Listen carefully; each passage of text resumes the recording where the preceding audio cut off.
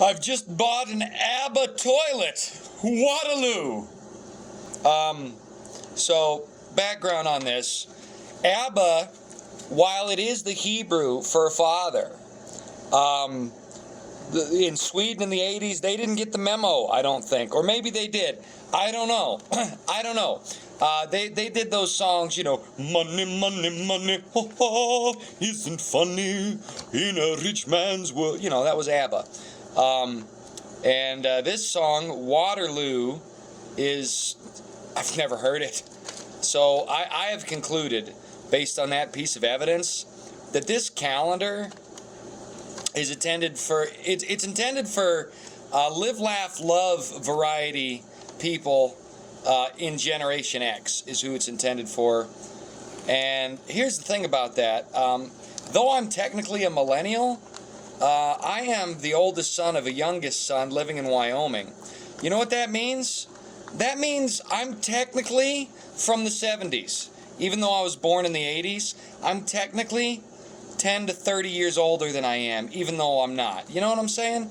Because culturally, the experience I had was from younger siblings who were in Wyoming, which is 20 years behind the rest of the country. Now I live in South Dakota. South Dakota's 30 years behind the rest of the country.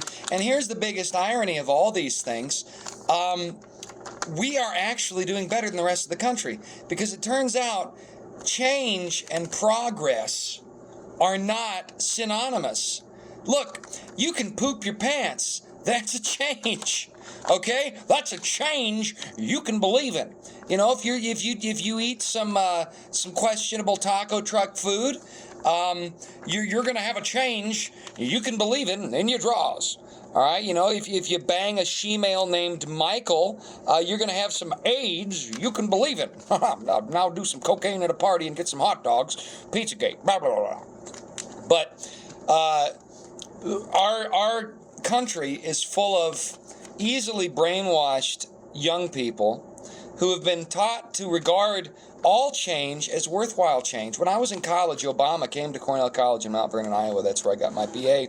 And the whole student body turned out to see him, except me, because I'd heard of Barry Sotelo at my cousin's wedding. And what I'd heard about Barry Sotelo is that he was a total Manchurian candidate, that he was a puppet designed to undermine our political system rather than enhance it, and that he was corrupt, and that he came out of nowhere, and he was going to the top, and there was something funky in the state of Denmark. Now, that was in 2007 when my cousin got married. In 2008, Obama was elected. I graduated from Cornell in March of 2008, and I believe it was either earlier in 2007 or it was early spring 2008 that he came to our campus. I'm leaning toward the latter. That a lot of the brainwashing we're seeing right now in our country, a lot of it has to do with lefty shenanigans and chicanery, shenaniganery. So, great example of this. When I was a young man, when I was in college, there was a class. It was Shakespeare. It was the Shakespearean comedies. And in this class, we were taught by the professor that books are more accurate when they are more contemporary. That seems like it makes sense, right? But let's actually parse that a little bit. Now, number one, this was a Bulgarian professor teaching Shakespearean English. That is stupid. That would be like me teaching Dostoevsky. It doesn't matter if I've read all of Dostoevsky. Я понимаете, как по-русски меньше. Я понимаю меньше. Но я не русский человек. Я не понимаете культурное. It doesn't matter if I speak Russian a little bit, and I do speak a little. I'm not a Russian man. I don't understand Russian culture.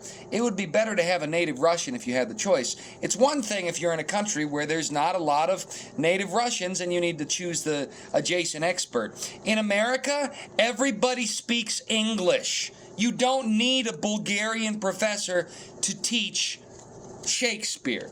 You've got plenty of native English speakers. Okay? So that entire move, that was complete shenanigans and chicanery. Shenaniganery. But what this crazy woman said was that we had to use sources that were more recent. And of course, the reason for that is recent sources are going to contain the contemporary propaganda. And of course, since English is her second language, she legitimately believes that crap. But here's the truth. The further away the source is from the original document, the greater the likelihood of errors and corruption in that source material over time. Have you heard of the telephone game?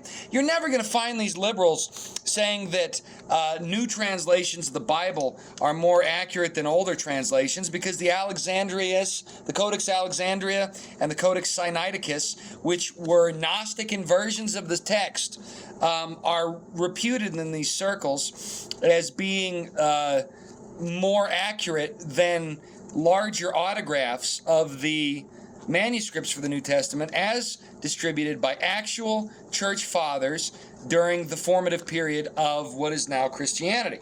They're not going to take that because they want to have their narrative. And Gnostic pagans and pantheists who tried to repurpose the Bible fit closer to modern New Age philosophies than actual Christians and church fathers who circulated the original texts as purely as possible. You see, so there's a double standard here. With Shakespeare, only the newest texts are going to be the most accurate. But with the Bible, the Codex Alexandrius and the Codex Sinaiticus are used by modern scholars, even though these versions are known to be Gnostic corruptions of the text designed to change the meaning of it. Isn't that ironic? So you see, there's a double standard. But this professor gave me a D or a C, I can't remember which, because it's been, 15 years, on a paper I did on Shakespearean comedies, because I used sources from the 17 and 1800s rather than modern sources, which redefined classic, Elizabethan English terminology. They would take words like solemnity and redefine the definition of that word to mean something totally foreign to the text in Midsummer Night's Dream. So, while solemnities may involve partying on occasion, there is also a connotation of solemn that has no excited party atmosphere behind it and is more of a formal affair. The solemnities of satanic rites are that way even to this day. So our professor worked day and night to undermine the historicity of Shakespeare, because Shakespeare, and this is what I found out in research, Shakespeare, his primary document that he used to resonate with the public was the Tyndale Bible. The King James Version hadn't been translated yet. In fact, there's a lot of good scholarship that puts him as one of the translators, and one of the Psalms even has an acrostic of Shakespeare's name spelled out in it, which could indeed be an authorship. It could be evidence of his involvement in the translation to the KJV. But before the King James Bible came out, Shakespeare and Tyndale is basically what people would have had published.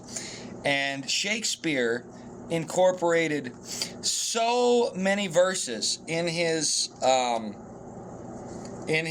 varying plays that you can almost reconstruct the entirety of the New and Old Testament of the Tyndale Bible from Shakespeare alone. Okay? Now that's not a coinky-dink. That's not accidental. And that really proves that he knew his scriptures. The scripture doesn't return void. So I learned that from a 1700s document examining Shakespeare's works. And that is not what the perspective of modern academia is that they're brainwashing students with. Modern academia wants him to be a committee, they want him to be gay, or they want him to be some Francis Bacon conspiracy. All of a sudden, conspiracies are wide open when they explain how a literary figure venerated by artisans the world around may actually love Jesus. Oh no, he didn't love Jesus. He was a gay Satanist, guys. This was all just a smokescreen. Well, none of the documentation adjacent to Shakespeare seems to support that position, which is, of course, why they want you to look at documentation that's very recent, because they can control recent documentation and they can quote-unquote demythify it. That's why all of a sudden it turns out all these historical figures, they were gay. Oh yeah, they were gay and trans. You just didn't know that they were gay and trans because people were so, they hated the gay and trans, so you didn't know. No, they're rewriting history. This is 1984. This is a communist tactic. It's evil, and this is sort of this is a little evil spaceship that sort of. This is nothing, but I talked for 11 minutes.